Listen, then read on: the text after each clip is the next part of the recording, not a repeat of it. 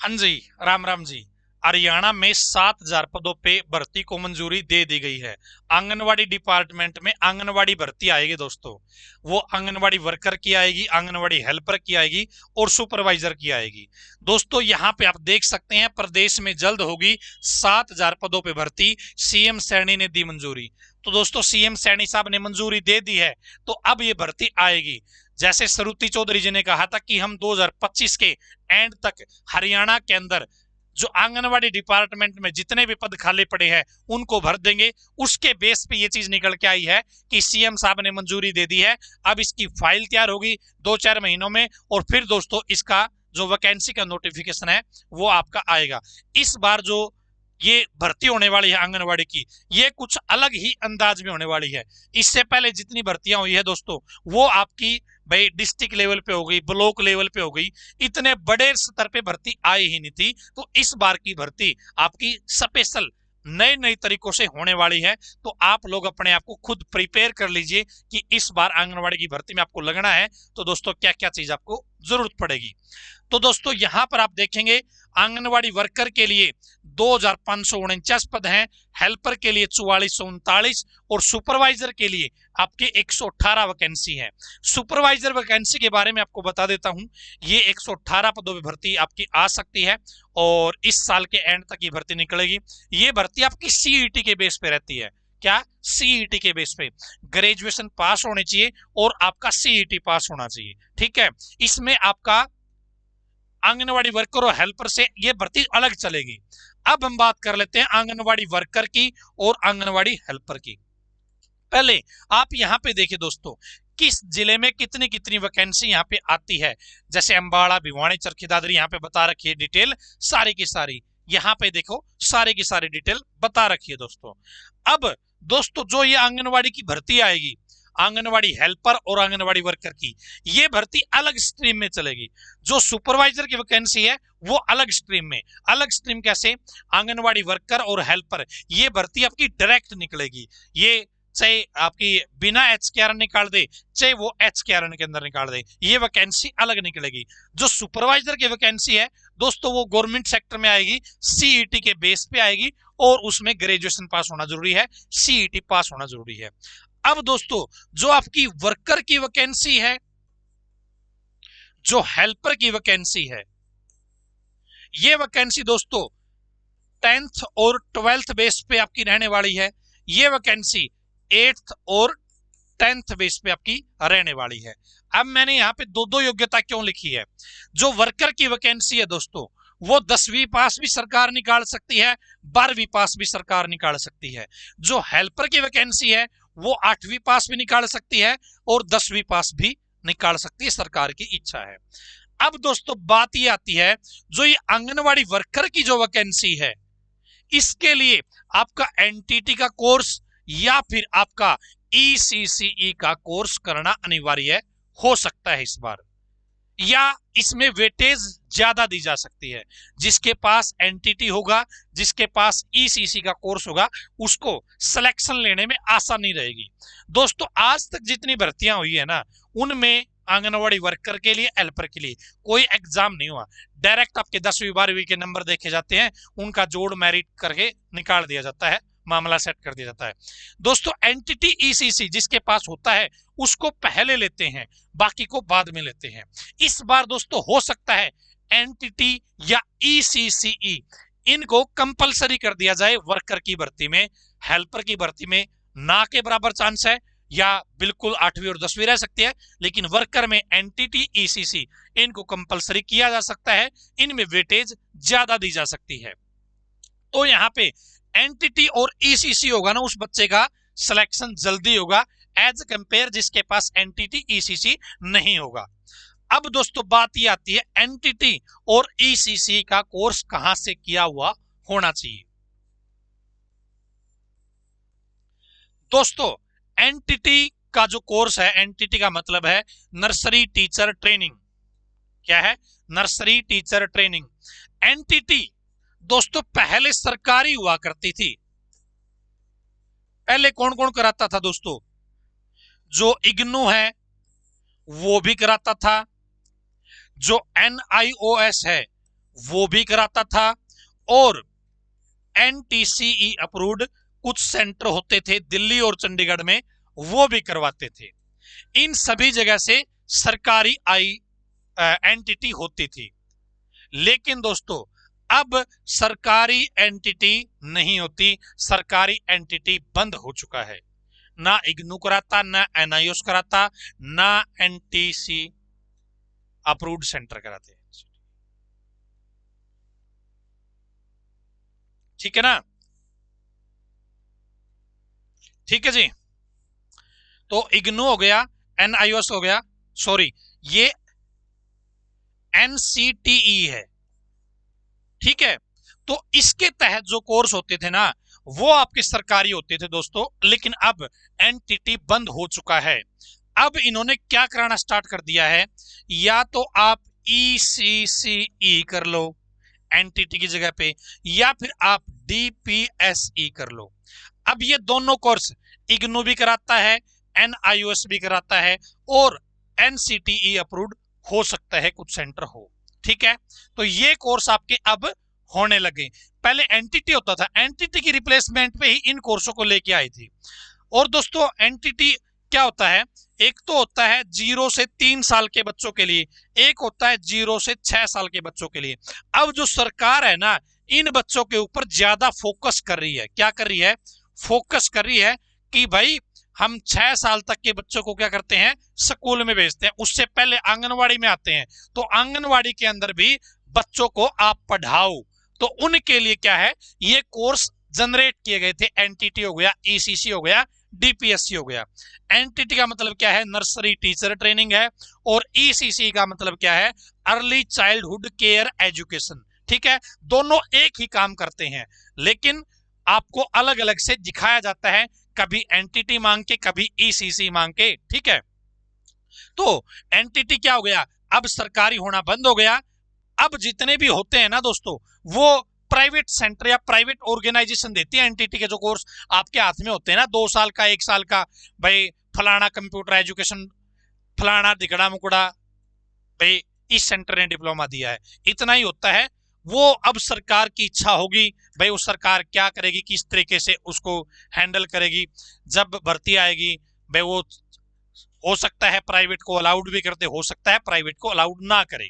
ठीक है, वो सरकार की इच्छा है। अब दोस्तों बात आती है ECCE,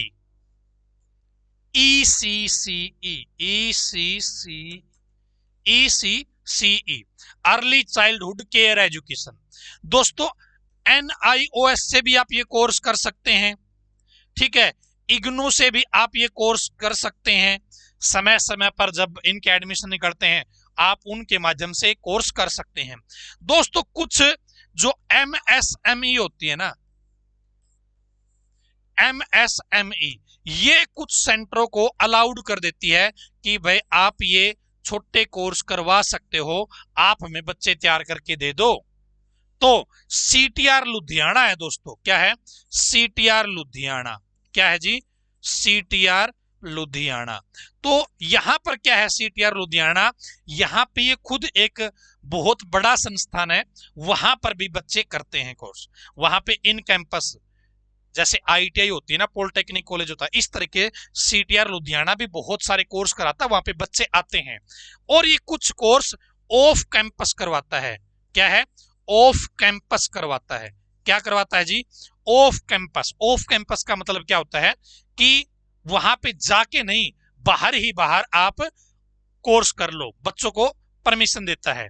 ठीक है, इन कैंपस होते हैं जो बच्चे वहां पे जाके पढ़ाई करते हैं, ऑफ कैंपस भाई वो बाहर रह के पढ़ाई करते हैं। इनके चैनल पार्टनर बने होते हैं, वो क्या करते हैं, बच्चों को पढ़ाते हैं, फिर उनका टेस्ट लेते हैं, और CTR लुधियाना उनको क्या कर देता है, डिप्लोमा देता है।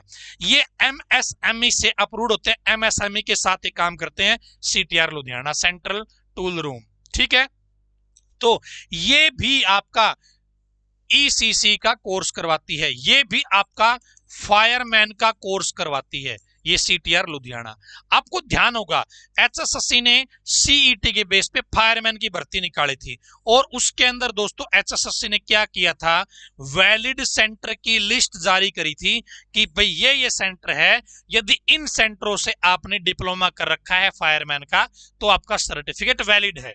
उसको चलाया था, उसको नौकरी दी थी एचएसएस ने। तो दोस्तों फायरमैन का कोर्स सीटीआर लुधियाना का एचएसएससी ने वैलिड कैटेगरी में डाला था, सरकार ने वैलिड कैटेगरी में डाला था और उनको नौकरी दी थी। अब यही सेंटर सीटीआर लुधियाना ही ईसीसीई का कोर्स करवाती है, ठीक है, ईसीसी का कोर्स करवाती है। और उसका डाटा जो गवर्नमेंट की वेबसाइट है, किसकी, गवर्नमेंट की वेबसाइट है, जो बच्चे यहां से सीटीआर लुधियाना से पास आउट होते हैं ना, उनका डाटा गवर्नमेंट की वेबसाइट पे रिकॉर्ड रखा जाता है। आप जब चाहे गवर्नमेंट, भाई गवर्नमेंट बोले ना ये नहीं चलेगा जी, तो आप उनको अपना गवर्नमेंट की वेबसाइट पे डाटा दिखा सकते हो। आप बताओ भाई यदि चलेगा नहीं तो ये करवा क्यों रही है, आप एक्शन ले सकते हो उसके प्रति। भाई सीटीआर लुधियाना खुद कह रही है एडमिशन लो, गवर्नमेंट की वेबसाइट पे हम डाटा दिखा रहे हैं।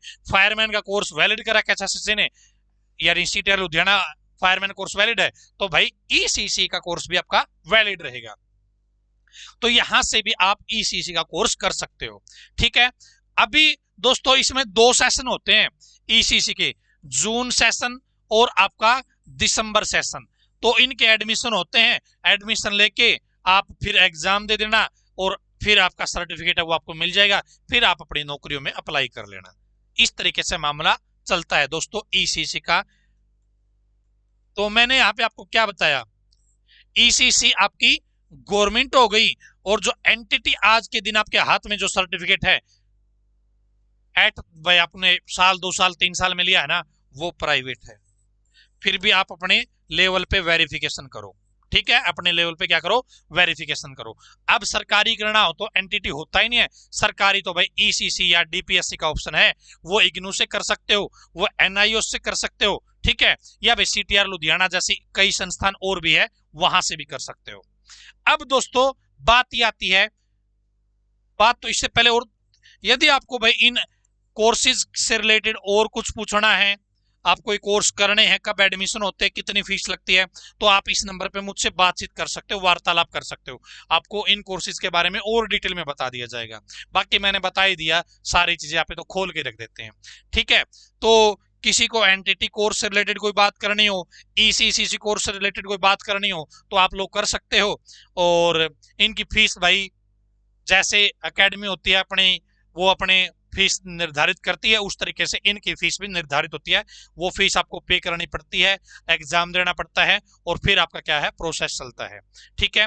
एनटीटी आपका अब जो प्राइवेट संस्थान कराते हैं वो 1 साल का भी कराते हैं और 2 साल का भी कराते हैं, ठीक है। एनटीटी 1 साल का भी होता है, 2 साल का भी होता है, प्राइवेट होता है। सरकार की इच्छा है वो चलाएगी, नहीं चलाएगी, सरकार प्राइवेट को अलाउड कर देगी तो सबके चलेंगे, प्राइवेट को अलाउड नहीं करेगी तो केवल गवर्नमेंट चलेगा, तो गवर्नमेंट चलेगा भाई। गवर्नमेंट कब का है, 2013 से पहले का, उसे अब नहीं तो होते ही नहीं एनटीटी। अब एनटीटी या ईसीसी लिख देगी तो दोस्तों किसी के पास इग्नू का है वो भी चलेगा, किसी के पास आपका सीटीआर लुधियाना का है वो भी आपका गवर्नमेंट है, वो भी चलाएगी सरकार। ऐसा तो है नहीं कि भाई फायरमैन में उस यूनिवर्सिटी को ओके कर दे और ईसीसी में उसको इनवैलिड कर दे, गवर्नमेंट की वेबसाइट पे डाटा दिखा देता है। आपने एनआईयू से किया है तो वो भी चलेगा आपका, ठीक है। ये आपका मामला यहाँ पे रहने वाला दोस्तों। कोई और जानकारी चाहिए तो 7015243491 इस नंबर पे आप जानकारी ले सकते हो, ठीक है। तो ये थी आपकी डिटेल दोस्तों, जिन बच्चों के पास ये ईसीसीई एंटिटी होगा और योग्यता मैंने बता दी आपको, तो आप अपनी लोग जो कागज वगैरह पत्र वगैरह तैयार कर लो। और एक चीज और बता देता हूं आपको, अपने डॉक्यूमेंट में दोस्तों अपने वैलिड डॉक्यूमेंट की लिस्ट अपनी रेडी कर लो। कोई और डॉक्यूमेंट चाहिए तो बता दूंगा, आप मैसेज करके पूछ सकते हो, कॉल करके पूछ सकते हो। 7015243491, ठीक है, 7015243491। साफ नहीं दिखाई दे रहा क्या, 7015243491, ठीक है जी। ये आपका मामला है, थोड़ा सा सर्च करके दिखाऊंगा आपको, देख लेते हैं जी।